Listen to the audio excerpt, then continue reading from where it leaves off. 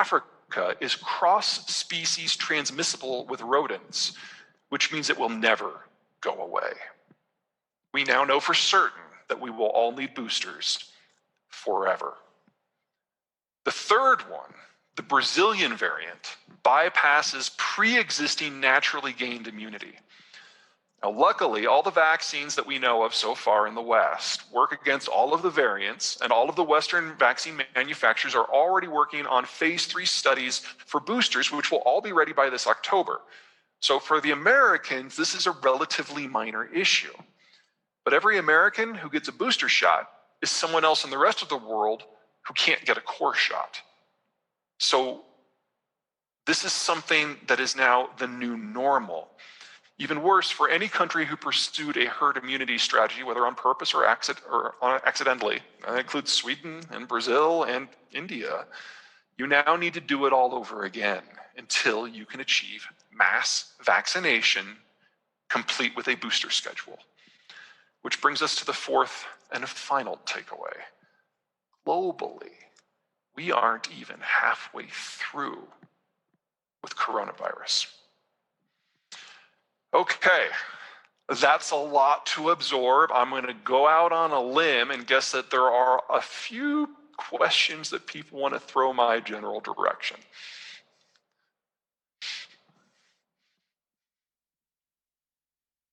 Peter, fantastic. I think I will throw some of those questions. I'm sure all of them want to know this. 2 or 3 very important points. Why would the US leave? Why would it dismantle an infrastructure? Yeah, I mean, you had a reason to put it up, 40 years back, 50 years back, up to 30 years back, you said. But now that it's in place, it's an infrastructure, it's an asset that you've got. Why would you leave? Well, let me start with the logical and the scientific and the economic. I agree. I don't think the US should leave. I think that the United States needs to retool the global order for the new age. I personally would love to see the United States lead a new alliance that is committed to human rights and laissez-faire capitalism and a general, being nice to each other sort of feel. But people who feel the way I did have lost the last 8 presidential elections. And in this most recent one, we didn't even have a candidate in the race. The globalist view in the United States is functionally gone. And the competition politically in my country is between a number of sides, all of whom think that the United States is either overextended or is there for the wrong reason, or that it can't be done in the first place.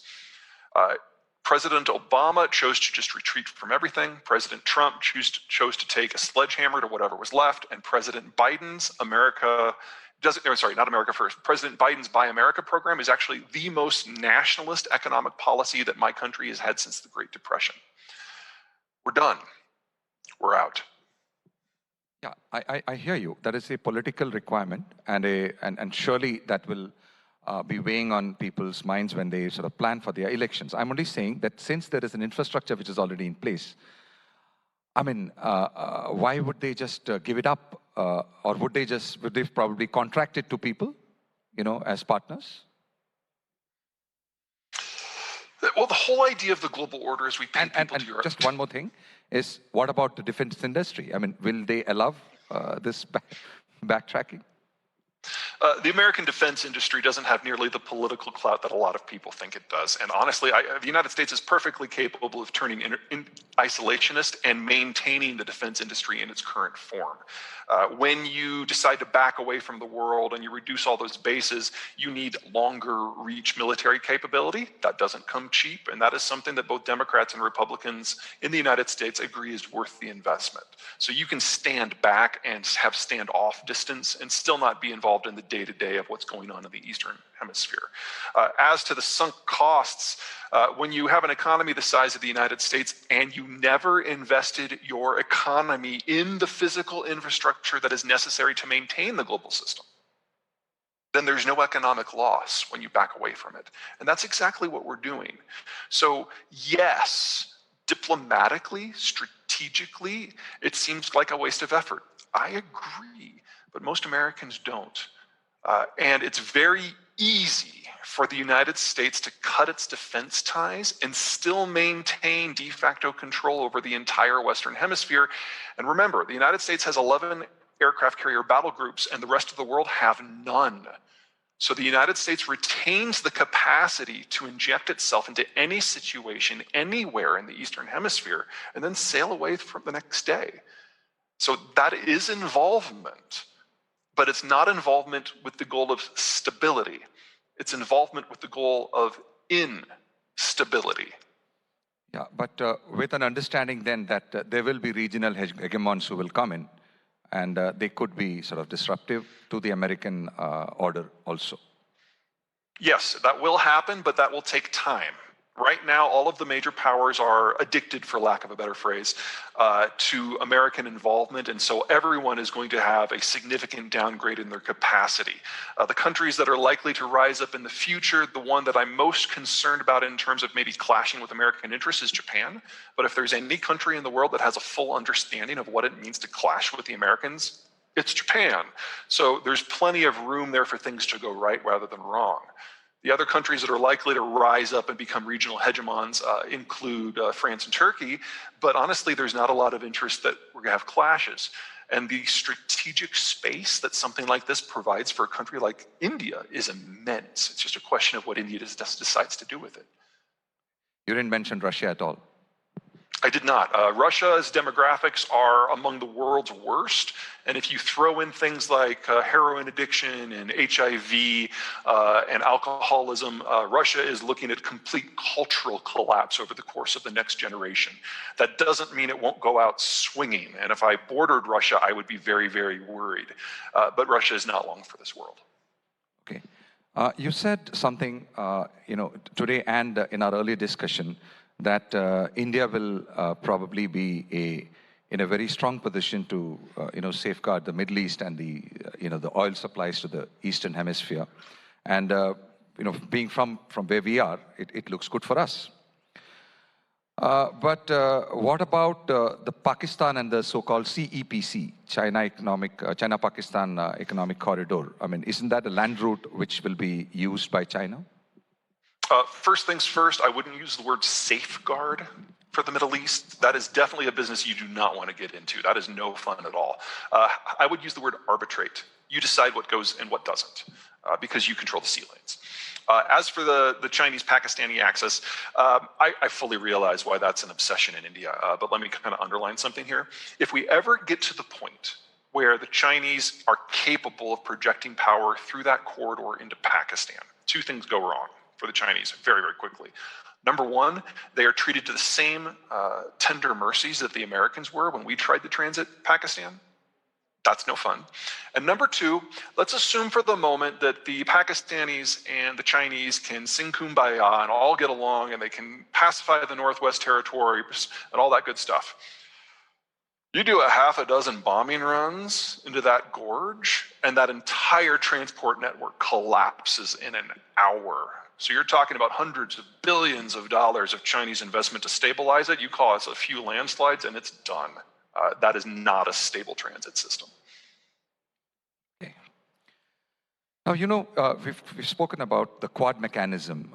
US, Japan, Australia, India alliance is not really an alliance yet, but will it become a nation, NATO? 3 out of these 4 players are highly developed, rich nations. India stands out in contrast. Will such an alliance of disparates work beyond the common interest of just checking a surging China? I don't think it'll ever be a military alliance in the traditional sense, because that requires a military player that is willing to act as coordinator, and the Americans are not really interested in that role. The American goal with the Quad is to get the other 3 countries collaborating where is feasible. I think that's going to make it more of a political alliance than a military one. Because of the 3 countries, Japan's the only one with an expeditionary military. The Australians definitely punch above their weight, but this is a country of 30 million people. They can only do so much. India is the country that has the most strategic flexibility and has the best strategic position. You don't need a blue water navy in order to secure everything that you need for your future. And because those 3 countries have such wildly different defense capabilities and needs, talking with one another is great, and that's probably all you need. But the idea that one of you can come to the military aid of the other two, I think is a reach. That doesn't make this pointless, but it does definitely limit how far it can go. So I want to just read out of Peter's resume, his biodata, which I didn't start off with. A little bit of it, because my question will start from there. Peter is a critically acclaimed author of The Accidental Superpower and The Absent Superpower, and his third and latest title is Disunited Nations, The Scramble for Power in an Ungoverned World, which became available in March 2020. And what actually interested me and drew me to talk to him, to invite him to this conclave, was this one para. With a keen eye towards what will drive tomorrow's headlines, his irreverent approach transforms topics that are normally dense and heavy into accessible, relevant takeaways for audiences of all types. With a keen eye toward what will drive tomorrow's headlines, his irreverent approach transforms topics that are normally dense and heavy into accessible, relevant takeaways for audiences of all types. This, to me, sounded very similar to what we at Times Network stand for. Irreverent, trying to look at tomorrow's headlines, basically. And that's the reason, and I also follow his blogs, very interesting, very contrarian. But one thing really stood out, and that is really the reason, in fact, I told him, the reason that I wanted him to come to talk here was that such a person does not really talk about India at all till recently. In fact, I really searched for something for him on India, and I found something which was a little, not very complimentary to us. And therefore, I gave him a little time to apply his theories and his numbers and his analysis and his intelligence to, study India, so that we get the benefit of his, his analysis and make a little more sense of what we need to do. And I hope that this also will interest him in doing some more work on India even after India Economic Conclave. So let me go with the question. Our conclave theme is, this is India's decade, 2021 to 2030. We want to know your remarks on how you see India performing in the decade ahead on the global stage, your view. Can you, from your vantage points, see and tell us 3 advantages that India can leverage this decade? Let me start by saying that it's not India's decade. It's a lot more than a decade. And it's not a global stage. The global stage will be gone. So the idea of becoming a major global power is kind of irrelevant. India needs to focus on its region, because I believe one of the previous speakers mentioned that 70% of global trade crosses through the Indian Ocean Basin. It only crosses through the Indian Ocean Basin if India allows it to. So you remove the Americans from the equation. Instead of having a single global stage, you have a lot of regional stages with limited interaction. India faces no major security threats. In fact, it has the capacity of choosing who to elevate and who to crush. Anyone who wants to get through, anyone who wants to get Persian Gulf crude, anyone who wants to be involved in European, East Asian trade, India is the only country that can allow that to happen. And to think that India can't take advantage of that is silly. So strategic positioning, honestly, it doesn't get much better than where you are.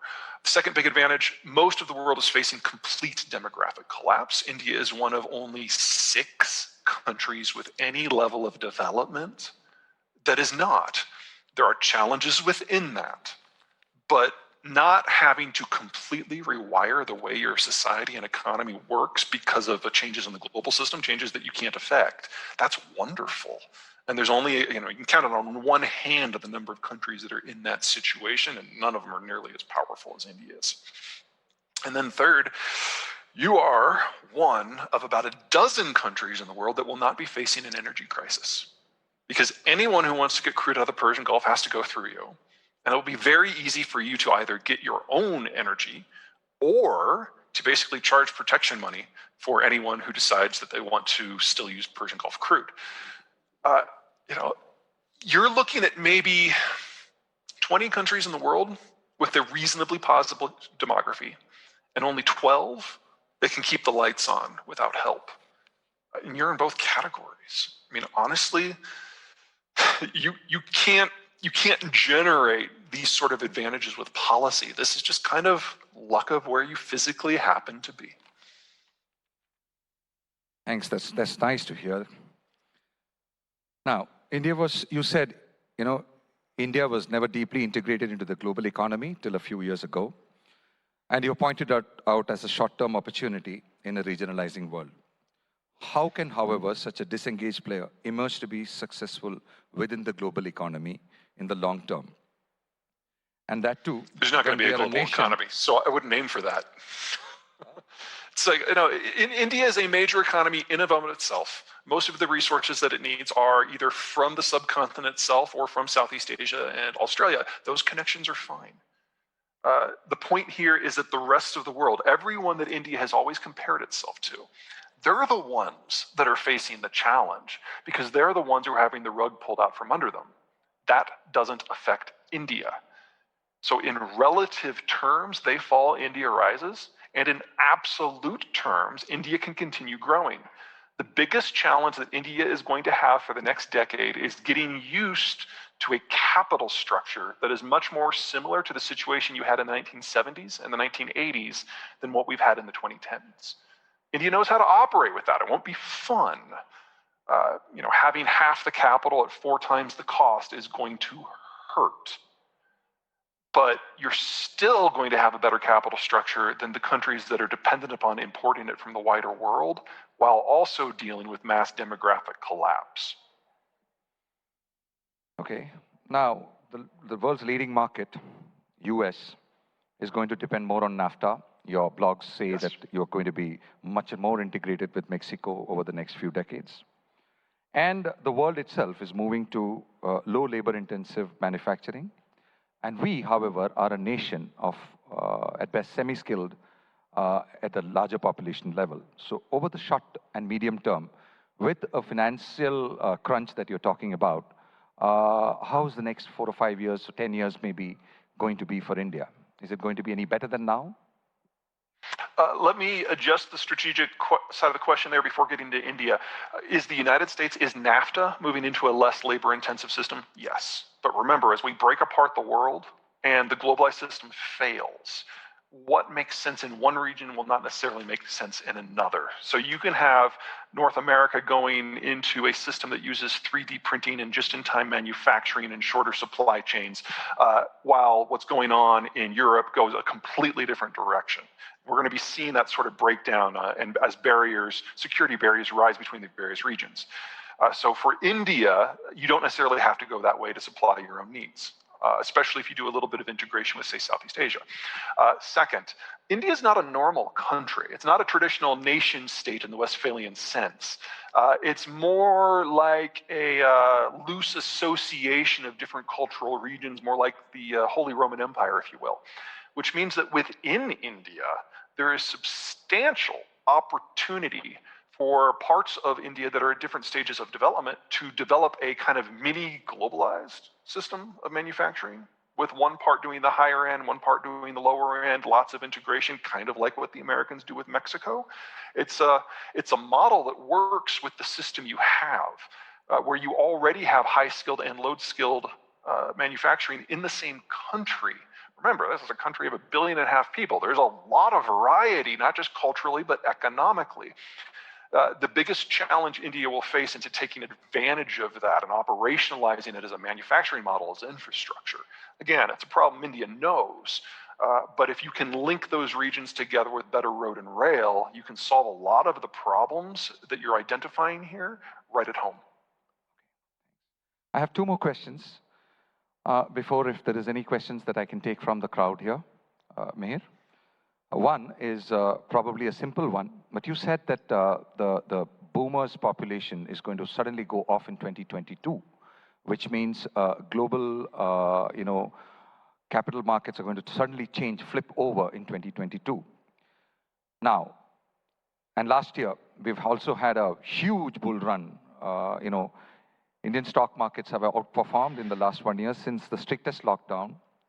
It's mainly due to the liquidity glut. How long will this party last? And I know your answer, But what would you advise Indian investors in that context? And what else are the investment avenues for people today? Because, people are having a party here right now. Absolutely, yeah. No, let me start by saying I am not a financial analyst, so take this for what it is. But yes, I expect that a lot of the positions that the baby boomers in the developed world have, yes, a lot of the baby boomer positions in the developed world are going to be liquidated, especially those that are in the developing world, and India is no exception there. So you should expect a significant pullback of foreign investment of all types from India over the course of the next year to 2 years. That is kind of baked into the situation right now. That will not be fun.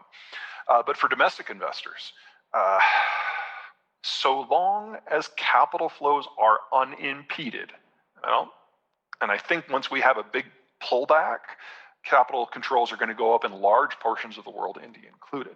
But as long as those are not there, investing in the American market, if you're just looking for returns, is kind of a go-to. It's generally considered the lowest risk. And so we're already seeing money pour into the United States, despite the fact that we're engaging in deficit spending that is just atrocious in historical terms. But moving forward, as the foreign money dries up, the Indian economy, the Indian municipalities are going to have no choice but to issue their own debt in order to compensate for the lack of investment that comes in. So there'll be ample opportunities to invest in local infrastructure. And honestly, if you're the Indian federal government, that's exactly where you need it to go. That is, in my opinion, the single biggest challenge facing the Indian system. Because as the global system cracks apart, India is going to be more dependent on what it can do at home. And anything that improves connectivity throughout the subcontinent is something that is going to serve India for decades. So that would mean real estate? I'm sorry? Would that mean real estate? I'm talking of as an investment avenue for Indians. I think I'm getting out of my depth here when it comes to real estate in India. Sorry. So I have one last question. Do you think India may actually stand to gain from a collaborative relationship with China? You've spoken of their expected precipitous demographic slide. Can India use Chinese capital and open the Indian market to them and get to a win-win relationship with our neighbor? Hypothetically, will such a collaboration be viewed with caution by the US and the West? I don't think the United States is going to be too worried about that. We're coming to the conclusion in the United States that the Chinese story really is overblown. That's starting to kind of seep into the edges of American consciousness. It's certainly the dominant strain driving the Chinese right now. So there is one part where I don't think I'd use the word collaboration, but where India can certainly take advantage. Capital flight from China is already at epic levels, in excess of $1 trillion US a year. So you've got Chinese citizens who realize that their situation is on the edge and they're looking to put their money anywhere else. India is as good of a location for that as any, if there are sufficient investment vehicles to be used. And there's any number of methods that India could use to take advantage of that. State of California, United States is kind of the gold standard in how to attract Chinese capital flight, for example.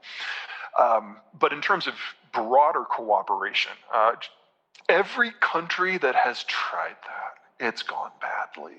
The Chinese bring in their own workers to do the infrastructure. The Chinese do it with their own money, or they charge loans, and then you get left with something you might not necessarily need on the back end. Every state that has participated in the Belt and Road Initiative has, in the end, ultimately repudiated the debts. And the Chinese idea of a joint venture is, how about you pay for everything and we take all your technology? If India can break the mold and make that relationship work, India would be the first country to do so. So honestly, I would focus your energies elsewhere. We at least convinced them to take on a religion for a long time. With that, I think I'll open it to the audience for some questions, if any. Yeah. Hi, Peter. Mihir here from Times Network. Your ideas are great, and we have spoken before. What I want to ask you is, in Indian media, we often refer to China as a dragon, and India is referred to as elephant. Between two of them, what is real and what is a myth? I feel like I covered some of that in the presentation. Chinese success today is honestly just a manifestation of a moment in time. The Americans changed the rules by how the world worked, and that allowed China, which had never really been unified, to suddenly burst forth upon the global stage, because for the first time, it didn't have to worry about resources or market access or capital access or its physical security. And if you remove those four concerns, it's really hard to not succeed. Which means that all it takes is the Americans leaving to pull the plug on this whole thing. And that's exactly what's happening. Right. But India chose to not participate in that system. For the time of the Chinese rise, 1980 to 2015, that hurt India. But now that the Americans are leaving, everything that India has remains intact. All your problems remain intact, but they're problems you know. It's not like the strategic environment for you is changing in a way that penalizes you. Right. I have a follow-up to that. You have a basic assumption that India will remain a democracy and China will always remain under a communist rule. How confident are you about those assumptions? I'm not sure I have that assumption. The default status for Chinese government is dictatorial. That takes the form of the Communist Party right now, but that doesn't necessarily mean it has to be the same form. And if the Chinese Communist Party proves unable of maintaining China's economic position, I have no doubt that the Chinese people will consume it. That doesn't mean that what replaces it will be any better for anyone. Chinese history is very long and very, very, very dark. I am not confident of the next chapter of Chinese politics being better than what they have now. And to a certain degree, the same goes for India. India is not a unitary system, it's federal. And one of the things that has held India back is that the local and the state authorities have just as much power as the national authorities, and sometimes it's hard to get things done. But that also suggests that democracy in some form comes innately to India in a way that it doesn't to most parts of the world, because you're already used to a fairly strict separation of powers. Now, under the current government, things are getting a little punchy when it comes to democracy. There's no doubting that. But I don't see any version of how this evolves that can kind of rein in the regions in any meaningful way. So at a worst case scenario from a democratic point of view, your federalism is fully intact and will survive this. The question is the degree to which you allow traditional democracy to exist within the federal network.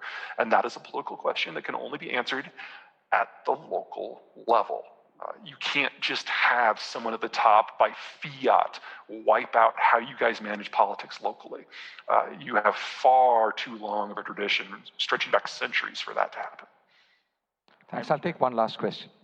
Yeah, Peter, thank you very much for giving a great perspective on opportunities and strength India has. And opportunity which I can sum up is first opportunity and strength, you said that we had demographic dividend, which is more than 60% of population is below 30. The second advantage you identified is the location advantage, nobody can take it away. And third advantage which you narrated is that India somehow was not part of that global alliance which happened between 1945 to 2020, let's say. My question is, what are the threats? Because nobody can take away my location advantage. The global alliance is the past. Can somebody attack my democratic dividend by drugs, by something else? Can you throw some light on this threat to our democratic dividend? People can attack us. Sure. So pros and cons. Well, actually, this one's a pro and a con. You are urbanizing, which means that birth rates are dropping. And instead of having a pure pyramid, you're now like kind of hollowing out at the bottom a little bit. In the midterm, and by midterm I mean like 20 years, that's a net plus, because every rupee that you save on not having to care for a child, you can put into higher education and high-powered consumption. In many ways, that's the Chinese story from 1995 to 2015. They had a lot of young adults, but very few children. So those young adults consume just as much as parents would, but instead of spending it on diapers, they spend it on condos. That generates a lot more high-octane growth. India is approaching that moment at the end of this decade, and then it will last for 15 to 30 years based on what happens down below. So your demographic dividend in a certain way is actually about to get a lot more powerful economically. Now, if you do what China does, something like one child, and you never regenerate your population base, then 50 years from now, you're screwed. There's a lot of time between now and 2070 for your demographics to round out. So that's a long-term concern, but something you should be aware of. As to things that can actually damage your demographic dividend, drugs won't do it. Honestly, you're a big enough country that a war couldn't do it. And since you're not dependent on international trade for your food supplies or even the supply chains to supply your food supplies, that won't do it. The only concern that I have for taking advantage of your demographic dividend is gender relations. Half your population lives at a lower political level, for lack of a better phrase. I'm trying to be delicate about this. And as long as that is the situation, you're only generating the economic activity of half of what you could do. So if you can make that cultural jump in a more isolated world, your future is very bright. But you need to mobilize your entire society to do that. India has regional cleavages. That's part of the problem, but it's nothing compared to the situation that you face with gender relations.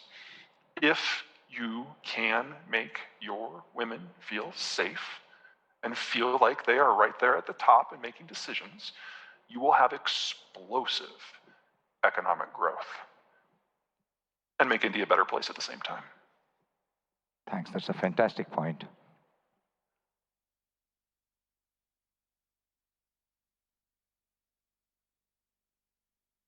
But I think I've run out of time. Do I have some time?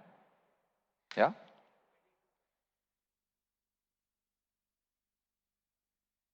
Unless they say no, I say keep going. No, yeah.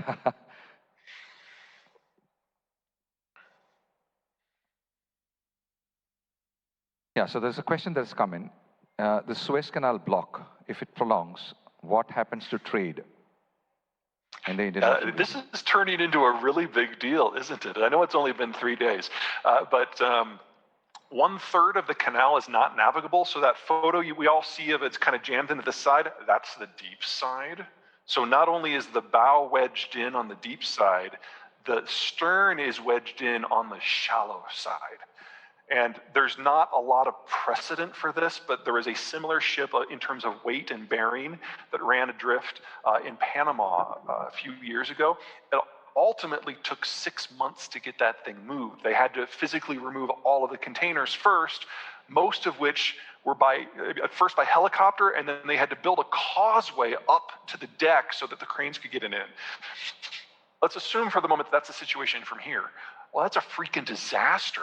I mean, you're talking here about the majority of cargo trade between Europe and Asia, and you're talking about 10% of global energy trade, because most of the ships that are using the canal use the canal because they have to use the canal. They don't have the range to go around Africa. And even if they did, that doubles transit times. So you are talking about an event all by itself that can cause a global recession. Now, we probably won't notice that in the numbers because of coronavirus, and we're already in a global recession. But you want to talk about something that kind of kick everything to another gear. In addition, and this is something that people really haven't started to register yet, if you have a lot of ships in the Red Sea full of cargo, pirate heaven. So, I mean, this is one of those things that if the Americans don't step in, and we're not going to, this could end globalization in everyone's mind in like 2 months. In addition, you're going to have significant pressure in energy markets. I mean, a 10% disruption, that can easily generate a doubling in prices. But that's doubling of prices on average. Since India is on the other side of the Gulf, or on the other side of the Suez Canal, India would be facing an energy glut. So you can have energy prices triple in Europe while you actually get a discount in New Delhi. It's kind of a win-win for you guys. Great. The other one is a question on the Russia-China equation. What do you think about it? The Russians and the Chinese are allies of convenience. Remember that they have fought a war in the last century, and they don't like each other very much. The Chinese perceive the Russians as backwards, The Russians see Chinese efforts to colonize southeastern Siberia as an attack on their country, which it kind of is. And the relationship only is useful for the Chinese in two ways. Number one, it's an alternate support. Try that sentence again. It's an alternate supply of oil and natural gas that is not dependent on the Malacca Strait, American protection, Indian cooperation, or the Persian Gulf. So anything that can be piped in from Russia is a definite plus. Second, military technology transfers. Until the Chinese become sufficiently technically apt to be able to copy everything that the Russians have, the Chinese still have a need to continually import military products from the Russians. But make no mistake, very few of these products are getting fielded. They're not doing mass purchases. They're buying like the floor model. They take them home. They try to reverse engineer them. And anything that they can make, they do. And anything that they can't, they then order another one. That's basically what it is. And the Russians are absolutely getting their shirts, or absolutely getting gutted in terms of their trade relation for China. That's one of the reasons I'm so pessimistic on the existence of Russia over the long run, is that their anti-Americanism has completely blinded them ideologically to the fact that their foreign policy is actually hollowing them out in an industrial and a technological sense. China is absolutely getting the better advantage of that. And if we ever get to the point where the Chinese can copy everything that they've taken, then the relationship basically loses almost all of its meaning. So aside from some diplomatic collaboration, for example, in the UN Security Council, there really isn't much to that relationship there. They really do not respect one another, and they certainly don't trust one another. Thanks a lot, and that is really, really illuminating. I think we've had a wonderful session, Peter. Thank you very much, and I hope you will continue to sort of have some more interest in India, and I would hope to see more blogs about this region going forward. Thank you very much, Peter. Thank you. In the world that we're moving to, India's relative position is going to skyrocket, so I don't really have much of a choice in that. That's nice to hear. Thank you very much. Take care.